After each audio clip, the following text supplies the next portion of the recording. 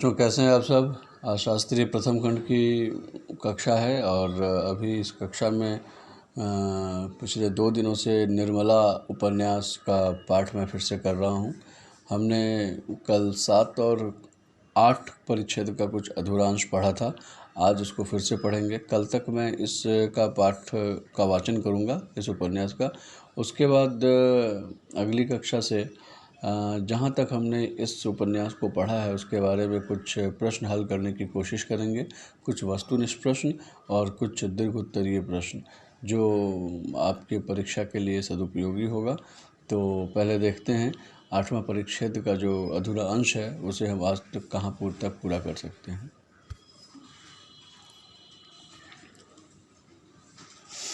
हमने ये देखा था कि निर्मला मनसाराम को भोजन के लिए बुलाने जाती है, लेकिन और उसे बहुत प्रेम से कहती है।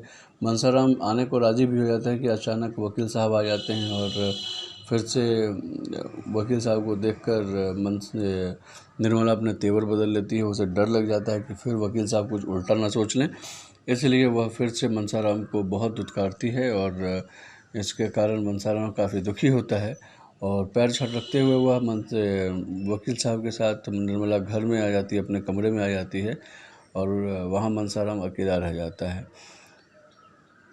अब निर्मला उसके बारे में क्या सोचती है वह देखिए।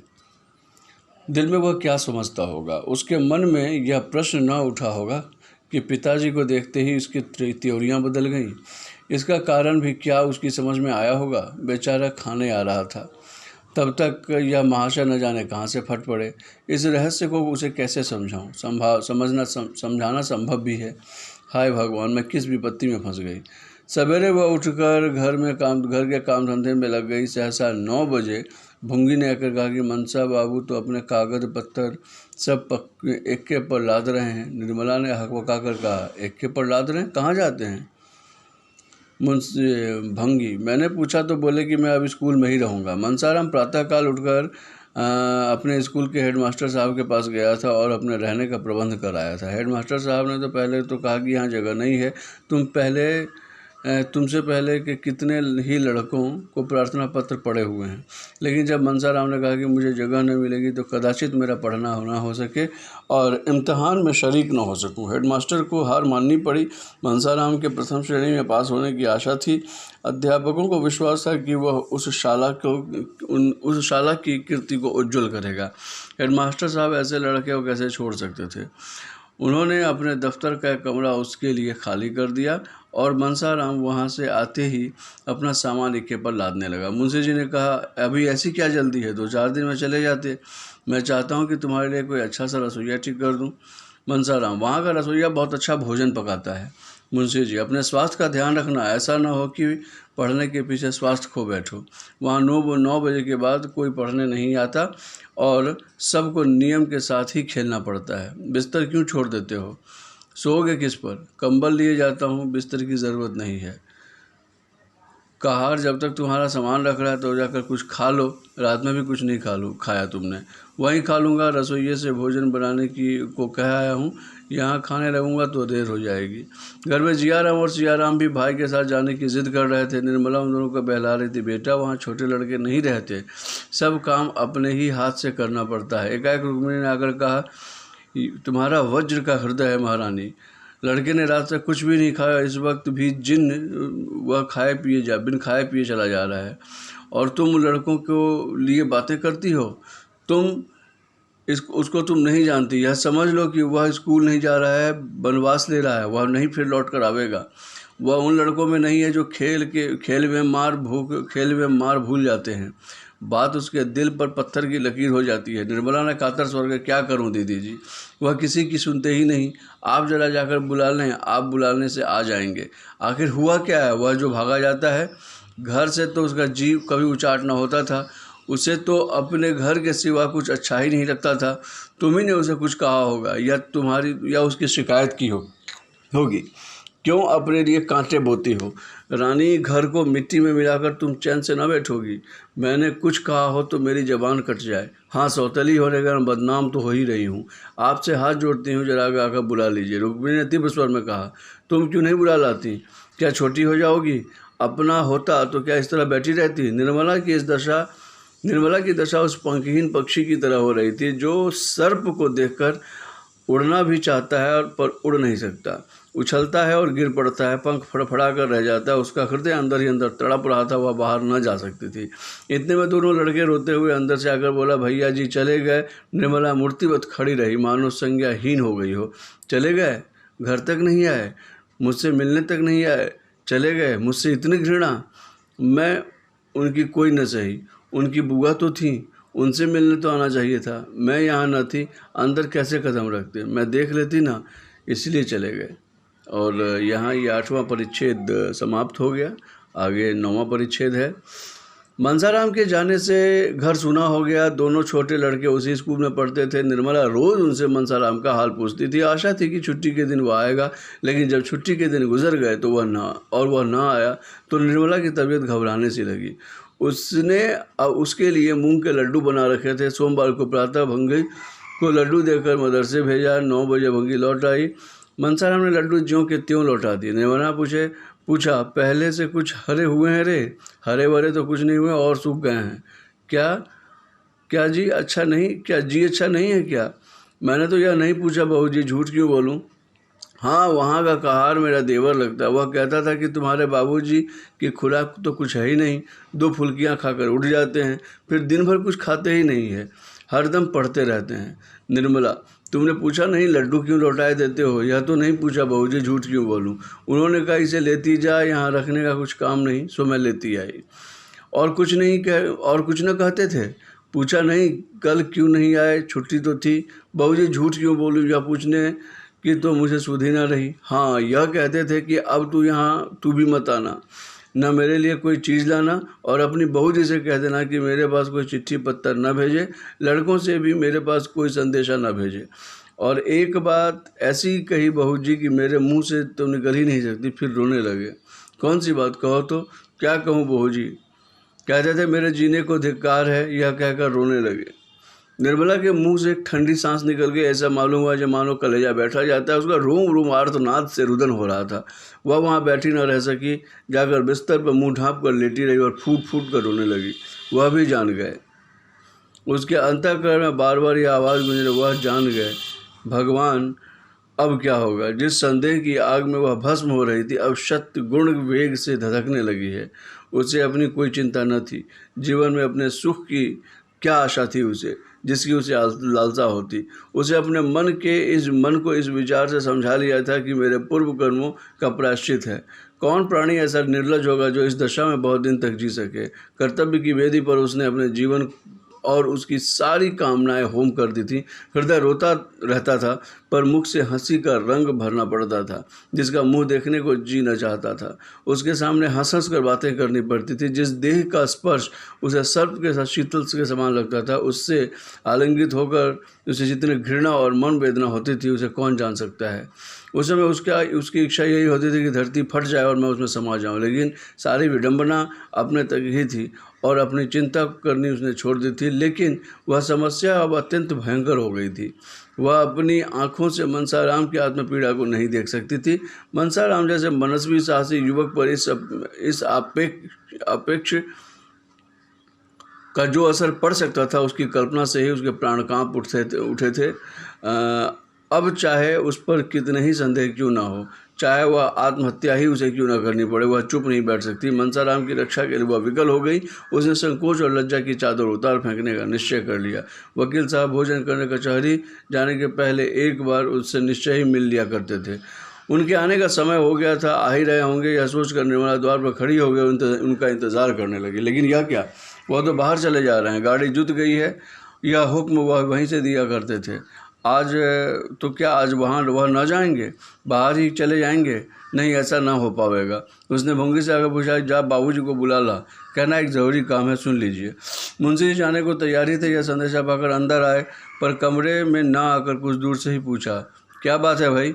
जल्दी से कह दो, मुझे एक ज़रूरी काम से जाना है। अभी थोड़ी देर हुई हेडमास्टर का एक पत्र आया कि मनसाराम को ज्वर आ गया है, बेहतर हो कि आप घर पर ही उसका इलाज करें, इसलिए उधर से ही होता हुआ कचहरी जाऊंगा। तुम्हें कोई खास बात तो नहीं करनी है? निर्मला पर मानो वज्र सा गिर पड़ा। आंसुओं के आवेग और कंठ स्वर में घोर संग्राम होने लगा। दोनों ही पहले निकलने पर तुले हुए थे। दो में से कोई एक कदम पीछे नहीं हटना चाहता था। कंठ स्वर की दुर्बलता और आंसुओं की सबलता देखकर यह निश्चय करना कठिन नहीं था कि एक क्षण में यही संग्राम हो रहा है कि मैदान किसके हाथ में होगा। आखिर दोनों साथ साथ निकल पड़े, लेकिन बाहर आते ही बलवान ने निर्बल को दबा लिया। केवल मुंह से निकला, कोई खास बात नहीं, आप तो उधर जा ही रहे हैं। मुंशी जी ने कहा, मैंने लड़कों से पूछा तो था, वे कहते थे कल बैठे पढ़ रहे थे, आज न जाने क्या हो गया है। निर्मला ने आवेश में आते, यह सब आप कर रहे हैं। मुंशी जी ने त्योरिया बदल कर कहा, मैं कर रहा हूँ? मैं क्या कर रहा हूँ? अपने दिल से पूछिए। मैंने तो यही सोचा था कि यहाँ उसका पढ़ने में जी नहीं लगता, वहाँ और लड़कों के साथ खामखा ही पड़ेगा। यह तो कोई बुरी बात न थी। मैंने क्या किया? खूब सोचिए, इसलिए आपने उन्हें वहाँ भेज दिया। आपके मन में कोई और बात न थी? मुंशी जी जरा हिचकिचाए और अपनी दुर्बलता को छिपाने के लिए मुस्कुराने की चेष्टा करने लगे। और क्या बात हो सकती थी, भला तुम ही सोचो। खैर यही सही, अब आप कृपा करके उन्हें आज लेते आइएगा। वहाँ रहने से उनकी बीमारी बढ़ जाने का भय है। यहाँ दीदी जी जितनी बीमारदारी कर सकती थी, दूसरा नहीं कर सकता। एक क्षण के बाद उसने सिर नीचा करके कहा, मेरे कारण न लाना चाहते हो तो मुझे मेरे घर भेज दीजिए, मैं वहाँ से आराम से रहूँगी। मुंशी जी ने इसका जवाब न दिया, बाहर चले गए और एक क्षण में गाड़ी स्कूल की ओर चल पड़ी। मन, तेरी गति कितनी विचित्र है, कितनी रहस्य से भरी हुई, कितनी दुर्भेद्य है। तू कितनी जल्दी रंग बदलता है। इस कला में तू निपुण है। आतिशबाजी की चरखी को भी रंग बदलते कुछ देर लगती है, पर तुझे रंग बदलने का कोई लक्षांश समय भी नहीं लगता। अभी जहाँ वात्सल्य था वहाँ पर संदेह ने आसन जमा लिया। वह सोचते थे कहीं उसने बहाना तो नहीं किया है।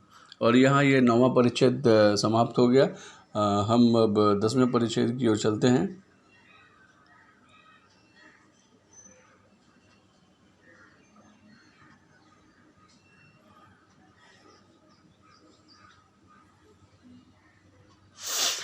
मनसाराम 2 दिन तक गहरी चिंता में डूबा रहा। बार बार अपनी माता की याद आती थी।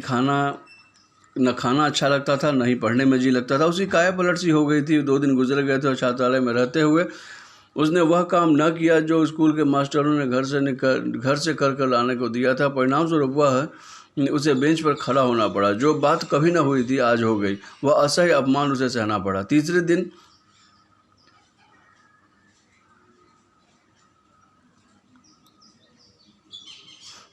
वह इन्हीं चिंताओं के गम में अपने मन को समझा रहा था, क्या संसार में अकेले ही मेरी माता मरी हैं? वे माताएं तो सभी इसी स्वभाव की होती हैं। मेरे साथ कोई नई बात तो नहीं हुई है। अब मुझे पुरुषों की भांति द्विगुण परिश्रम करना चाहिए। चाहे जैसे माता पिता राजी रहें, उन्हें वैसे राजी रखना चाहिए। इस साल अगर छात्रवृत्ति मिल गई तो मुझे घर से कुछ लाने की ज़रूरत न रह जाएगी। कितने ही लड़के तो अपने बल पर बड़ी बड़ी उपाधियाँ प्राप्त कर लेते हैं। बाधाओं पर विजय पाना और अवसर देखकर काम करना ही मनुष्य का कर्तव्य है। भाग्य के नाम पर रोने और कोसने से क्या होगा। इतने में जियाराम आकर खड़ा हो गया। मनसाराम ने पूछा, क्या हाल है जी घर का जिया?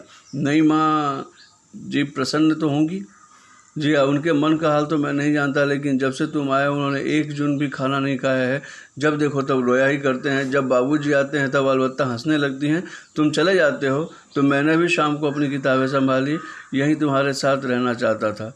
भुंगी चुड़ैल ने जाकर अम्मा जी से कह दिया। बाबूजी बैठे थे, उनके सामने अम्मा जी ने मेरी किताबें छीन ली और रो कर बोली, तुम भी चले जाओगे तो इस घर में रहेगा कौन? अगर मेरे कारण तुम लोग घर छोड़ कर भाग रहे हो तो लो, मैं ही कहीं चली जाती हूँ। मैं तो झल्लाया हुआ था ही, वहाँ बाबूजी भी न थे। बिगड़ कर बोला, आप क्यों चली जाएंगी? आपका तो घर है, आराम से रहिए। गैर तो हम ही लोग हैं, हम न रहेंगे तो आपको आराम ही आराम रहेगा। मनसाराम ने कहा, तुमने खूब कहा, बहुत ही अच्छा कहा। इस पर और भी झल्लाई होंगी। जाकर बाबूजी से शिकायत की होगी। जियाराम, नहीं, कुछ नहीं हुआ। बेचारी ज़मीन पर बैठकर रोने लगी। मुझे भी करुणा आ गई, मैं भी रो पड़ा। तब उन्होंने अंचल से मेरे आंसू पोंछा। बोले, जिया, मैं ईश्वर को साक्षी देकर कहती हूँ कि मैंने तुम्हारे भैया के विषय में तुम्हारे बाबूजी से एक शब्द नहीं कहा। मेरे भाग्य में कलंक लिखा हुआ है, वही भोग रही हूँ। और जाने क्या क्या कहा जो मेरी समझ में नहीं आई। कुछ बाबूजी की बात थी। मनसाराम ने उद्विग्नता से, बाबूजी के विषय में कुछ याद है? जियाराम बोले, वह बात तो मुझे याद नहीं आती, मेरी मेमोरी कौन सी तेज है। लेकिन उनकी बातों का मतलब कुछ ऐसा था कि बाबूजी को प्रसन्न रखने के लिए वह स्वांग भरना पड़ता है। न जाने कैसे धर्म की बातें करती थी जो मैं बिल्कुल समझ ना सका। मुझे तो अब इस बात का विश्वास हो गया कि उनकी इच्छा तुम्हें यहाँ भेजने की न थी। मनसाराम, तुम इन चालों का मतलब नहीं समझ सकते, ये चालें बहुत गहरी हैं। तुम्हारी समझ में होंगी, मेरी समझ में तो कुछ आता ही नहीं। तुम ज्योमेट्री नहीं समझ सकते ना, इन बातों को जो समझ सकोगे। उस रात जब मुझे खाना खाने के लिए बुलाने आई थी तो मैं उनके आग्रह पर जाने को तैयार भी हो गया। उस वक्त बाबूजी को देखते ही उनका कैंडा बदल गया, वह मैं कभी भूल नहीं सकता। यही बात मेरी समझ में नहीं आती। अभी कल की ही बात थी, मैं वहाँ से गया तो तुम्हारा हाल पूछने लगी। मैंने कहा वह तो कहते थे कि अब उस घर में कभी कदम न रखूँगा। मैंने कुछ झूठ तो नहीं कहा, तुमने ही मुझसे कहा था। इतना सुनना था कि वह फूट फूट कर रोने लगी। मैं दिल में बहुत पछताया कि कहाँ मैंने यह बात कह दी। बार बार यही कहती रही कि क्या हुआ, मेरे कारण घर छोड़ देंगे, मुझसे इतना नाराज़ हैं। चले गए और मुझसे मिलने तक नहीं आए। खाना तैयार था, खाना खाने भी नहीं आए। हाय क्या बताऊँ मैं किस विपत्ति में हूँ। इतने में बाबूजी आ गए। बस तुरंत आंखें पोंछकर वह मुस्कुराती हुई उनके पास चली गई। यह बात मेरी समझ में नहीं आती। आज मुझसे बड़ी मिन्नत की कि उनको साथ लेते आना। आज मैं तुम्हें खींच के ले चलूँगा। 2 दिन में वह कितनी दुबली हो गई हैं, तुम्हें यह देखकर उनकर दया आ जाएगी। चलोगे ना? मनसाराम ने कुछ जवाब न दिया। उसके पैर तो कांप रहे थे। जियाराम तो हाजिरी की घंटी सुनकर भागा। वह बेंच पर लेट गया और इतने में लंबी सांस ली मानो बहुत देर से उसने सांस नहीं ली। उसके मुंह से दुस्सह वेदना में डूबे हुए शब्द, हाय ईश्वर। इस नाम के सिवा उसे अपना जीवन निराधार मालूम होता था, लेकिन इस उच्छ्वास में कितना नैराश्य, कितनी संवेदना और कितनी करुणा थी, कितनी दीनता प्रार्थना भरी हुई थी, इसे कौन अनुमान लगा सकता था। अब सारा रहस्य उसकी समझ में आ रहा था। वो बार बार उसका प्रेत हृदय आर्तना, हे ईश्वर, इतना घोर कलंक! क्या जीवन में इससे बड़ी विपत्ति की कल्पना की जा सकती है? क्या संसार में इससे घोरतर नीचता की कल्पना हो सकती है? आज तक किसी पिता ने अपने पुत्र पर इतना निर्दय कलंक न लगाया होगा। जिसके चरित्र की सभी प्रशंसा करते थे, जो अन्य युवकों के लिए आदर्श समझा जाता था, जिसने कभी अपवित्र विचारों को अपने पास फटकने नहीं दिया, उसी पर यह घोरतम कलंक। मनसाराम को ऐसा मालूम हुआ मानो उसका दिल फटा जाता है। दूसरी घंटी भी बज गई। लड़के अपने अपने कमरों में चले गए, पर मनसाराम हथेली पर हाथ रखे अनिमेष नेत्रों से भूमि की ओर देख रहा था, मानो उसका सर्वस्व जलमग्न हो गया हो, मानो वह किसी को मुंह न दिखा सकता हो। स्कूल में गैर हाजिरी हो जाएगी, जुर्माना हो जाएगा, उसकी उसे चिंता नहीं थी। जब उसका सर्वस्व लूट गया तो अब इन छोटी छोटी बातों का क्या भय। इतना बड़ा कलंक लगने पर भी अगर मैं जीता हूँ तो मेरे जीने का धिक्कार है। उसी शोकातिरे की दशा में वह चिल्ला पड़ा, माता जी तुम कहाँ हो? तुम्हारा बेटा जिस पर तुम प्राण देती थी, जिसे तुम जीवन का आधार समझती थी, आज वह घोर संकट में है। उसी का पिता उसकी गर्दन पर छुरी फेर रहा है। हाय तुम कहाँ हो? मनसाराम फिर से शांत चित्त से सोचने लगा, मुझ पर यह संदेह क्यों हो रहा है? इसका कारण क्या है? मुझ में ऐसी कौन सी बात देखी उन्होंने जो उन्हें संदेह हुआ? वह मेरे पिता हैं, शत्रु नहीं जो अनायास से मुझ पर अपराध कर लगाने बैठ जाएं।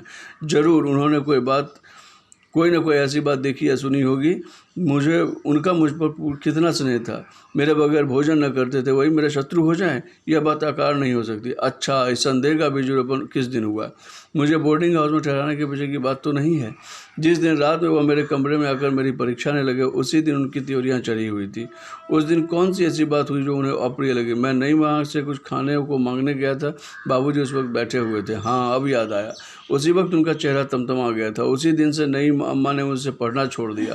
अगर मैं जानता कि मेरा घर में आना जाना, अम्मा जी से कुछ कहना सुनना, उन्हें पढ़ाना लिखाना पिताजी को बुरा लगता है, तो क्या आज ये नौबत आती? और नई माँ, उन पर क्या बीत रही होगी?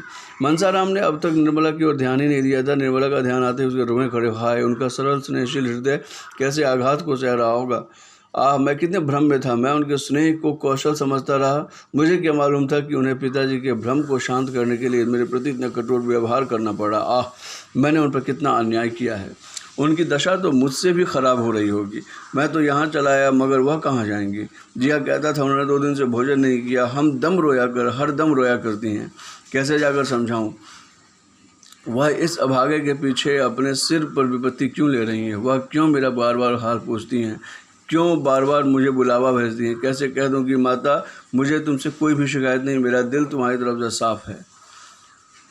वह अब भी बैठी रो रही होंगी। कितना बड़ा अनर्थ है। बाबूजी को यह क्या हो गया है? क्या इसीलिए विवाह किया था? एक बालिका की हत्या करने के लिए उसे लाए थे?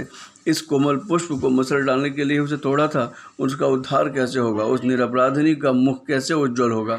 उन्हें केवल मेरे साथ स्नेह का व्यवहार करने का ये दंड दिया जा रहा है? उनकी सज्जनता का उन्हें यह उपहार मिल रहा है? मैं उन्हें इस प्रकार निर्दय आघात सहते नहीं देख सकता। मैं चुप नहीं बैठा रहूँगा। अपनी मान रक्षा के लिए ना सही, उनकी आत्मरक्षा के लिए इन प्राणों का बलिदान करना पड़ेगा। उसके सिवाय उद्धार का और कोई उपाय न रहा। आह, दिल में कैसे कैसे अरमान थे, सब खाक में मिला देने होंगे। एक सती पर संदेह किया जा रहा है और मेरे कारण मुझे अपने प्राणों की रक्षा करनी होगी। यही मेरा कर्तव्य है, इसमें सच्ची वीरता है। माता, मैं अपने रक्त से इस काली माँ को धो दूंगा। इसमें मेरा और आपका दोनों का कल्याण। इन्हीं विचारों में दिन भर डूबा रहा। शाम को उसके भाई आकर उसे खाने का आग्रह किया। चलते क्यों नहीं भैया, चलो ना मेरे साथ। वो, मुझे फुर्सत नहीं है, तुम्हारे कहने से चल दूँ। कल, आखिर कल तो इतवार है, इतवार को भी काम है। अच्छा, कल आओगे ना? नहीं, कल मुझे एक मैच खेलने जाना है। अम्मा जी मुंह का लड्डू बना रही है, ना चलोगे तो एक भी ना पाओगे। हम तो मिलकर खाएंगे। जिया, इन्हें ना देंगे। भैया, अगर तुम ना आए तो शायद अम्मा जी भी चली आवे। सच? नहीं, ऐसा नहीं करेंगी। यहाँ आई तो बड़ी परेशानी होगी। तुम कह देना कि कहीं मैच खेलने चले गए हैं। मैं झूठ क्यों बोलने लगा? मैं तो कह दूंगा कि मुंह फुलाए बैठे थे, देख लेना उन्हें साथ लेके आता हूँ कि नहीं। हम कह देंगे कि आज पढ़ने नहीं गए, पड़े पड़े सोते रहे। मनसाराम ने इन दूतों से कल आने का वादा करके गला छुड़ाया। जब वो दोनों चले गए तो वह फिर चिंता में डूब गया। रात भर उसने करवतें बदली। छुट्टी का दिन भी बैठे बैठे ही काट दिया। उसने दिन भर शंका होती रही कहीं अम्मा जी सचमुच न चली आ। मैं किसी गाड़ी की खड़खड़ाहट सुनता तो उसका कलेजा धक से करने लगता। कहीं आ तो नहीं गई। छात्रालय एक छोटा सा औषधालय भी था। एक डॉक्टर साहब संध्या के समय 1 घंटे के लिए आ जाया करते थे। अगर कोई लड़का बीमार होता तो उसे दवाई दे देते थे। आज वो आए तो मनसाराम को कुछ सोचता हुआ जाकर खड़े हो गए। मनसाराम को अच्छी तरह जानते थे। उसे देखकर आश्चर्य हुआ। यह तुम्हारी क्या हालत है जी? तुम तो मानो गले जा रहे हो। कहीं बाजार का चस्का तो नहीं लग गया? आखिर तुम्हें हुआ क्या है? जरा यहाँ तो आओ। मनसाराम ने मुस्कुराकर, मुझे ज़िंदगी का रोग है, आपके पास कोई दवा है? डॉक्टर, मैं तुम्हारी परीक्षा करना चाहती हूँ। तुम्हारी तो सूरत ही बदल गई, तुम तो पहचाने भी नहीं जाते। यह कहकर उन्होंने मनसाराम का हाथ पकड़ लिया और छाती पीट आंखें सब बारी बारी से देखी। तब चिंतित होकर, वकील साहब से आज ही मिलूंगा। तुम्हें थाइसिस हो रहा है, उसी के लक्षण है ये। मनसाराम ने बड़ी उत्सुकता से कहा, भले कितने दिनों में यह काम तमाम हो जाएगा? डॉक्टर साहब, कैसी बातें करते हो जी? मैं वकील साहब से मिलकर किसी पहाड़ी जगह भेजने की सलाह दूंगा। ईश्वर ने चाहा तुम जल्द अच्छे हो जाओगे। बीमारी अभी पहले ही स्टेज में है।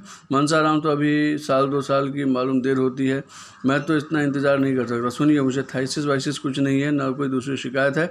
आप बाबूजी से नाहकी नद्दुर मत डालिएगा। इस वक्त मेरे सिर में दर्द है, कोई दवा दे दीजिए। ऐसी कोई दवा हो जिसे नींद भी आ जाए। 2 रात से सो नहीं पाया। डॉक्टर साहब ने जहरीली दवाइयों की अलमीरा खोली और एक शीशी में थोड़ी सी दवा निकाल मनसाराम को दे दी। मनसाराम ने पूछा, यह तो कोई जहर है, भला इसे कोई पी ले तो मर जाए? नहीं, मर तो ना जाए, लेकिन सिर में चक्कर जरूर आ जाए।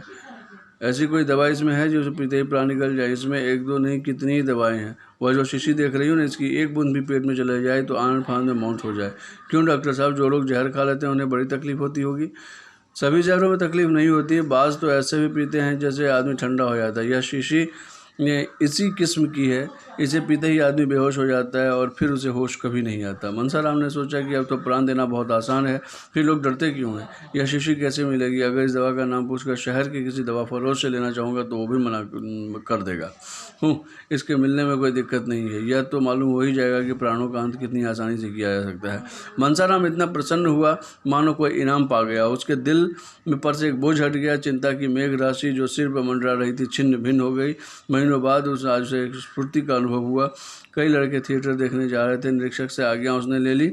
मनसाराम भी थिएटर देखने चला गया। ऐसा खुश था मानो जीवन में सबसे ज़्यादा सुखी जिंदगी कोई नहीं है। थिएटर में नकल देखकर तो वह हंसते हंसते लोट हो गया। बार बार तालियां बजाने और वंस मोर की हाँक लगाने में सबसे नंबर उसी का था।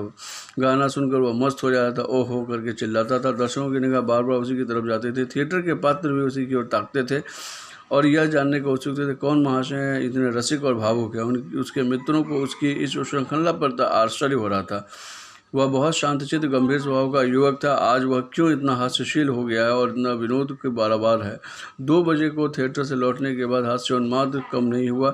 उसने एक लड़के की चारपाई उलट दी, कई लड़कों के कमरों के द्वार बंद कर दिए और उन्हें भीतर से खटखट कर सुनता और हंसता रहा। यहाँ तक कि छात्रालय के अध्यक्ष महोदय की नींद भी शोरगुल से खुल गई और उन्होंने मनसाराम के पर खेद प्रकट किया। कौन जानता था कि अंतस्थल में कितनी भीषण क्रांति हो रही है। संदेह के निर्दय आघात ने उसकी लज्जा और आत्मसम्मान को कुचल डाला। अपमान और तिरस्कार को लेकर मात्र यह भय नहीं नहा रहा है, यह विनोद नहीं, उसकी आत्मा का करुण का विलाप है।